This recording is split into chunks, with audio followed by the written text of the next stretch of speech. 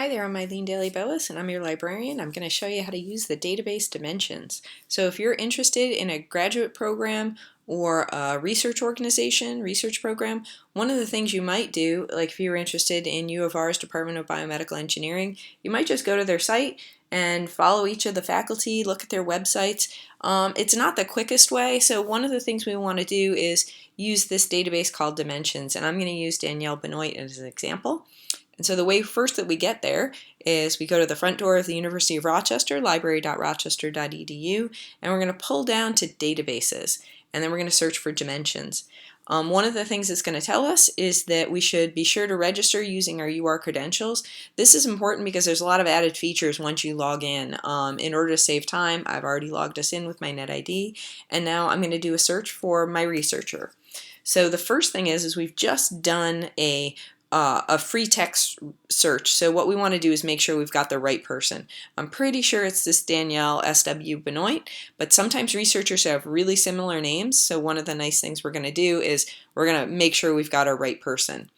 Now here in this left-hand side, if we use the circles, it's going to add them with OR, which means we would find, if we clicked the first four, it would be everything done by those four. If we limited, say, to these two, it would be only the ones that both of them had worked on. So in this case, since we just want our single researcher, we're going to click on Limit to Danielle S.W. Benoit.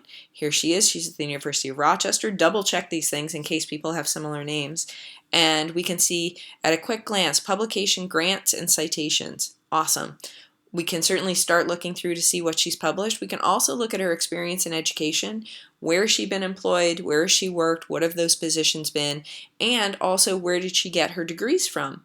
So if you're interested in a particular school, maybe a faculty member that you have now can actually connect you with someone at that institution if maybe they went there or if they published with people who were there. So it can be a nice networking tool as well.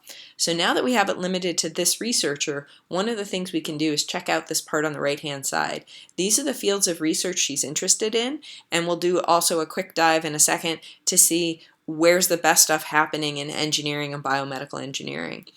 We can see the citations, we can see researchers that she works with the most, and that's by numbers. The source titles, so these are the journals that she's worked in.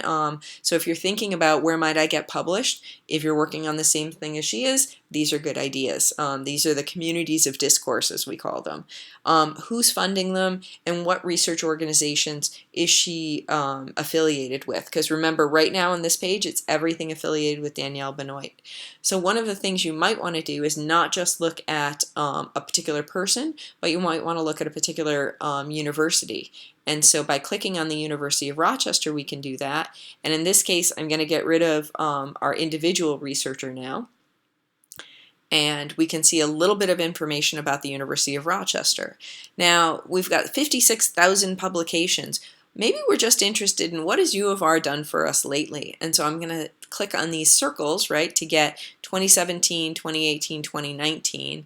We can see how many publications, the grants, the patents, the fields where we're most prolific, the researchers that are the most prolific, the journal articles and places that we publish, and where we get the most amount of funding. So this can be really interesting in terms of getting a sense of how U of R finds its money, right? The University of Rochester, the other research organizations, not too surprising that the medical center is one of them, Johns Hopkins, another big medical research institution. And so one of the things we can start doing is looking at, oh, that's pretty interesting, but we haven't narrowed it to fields of research. If it's one of the top 5 up here, we could click on that. But the other thing we can do, and I find this really interesting, is if we browse the fields of research, we can see this. Whenever you click Browse Field of Research, you're going to see this. You can get a sense of, well, let me see all of biomedical engineering at U of R. In the last 3 years, this is how many publications, grants, patents, trials.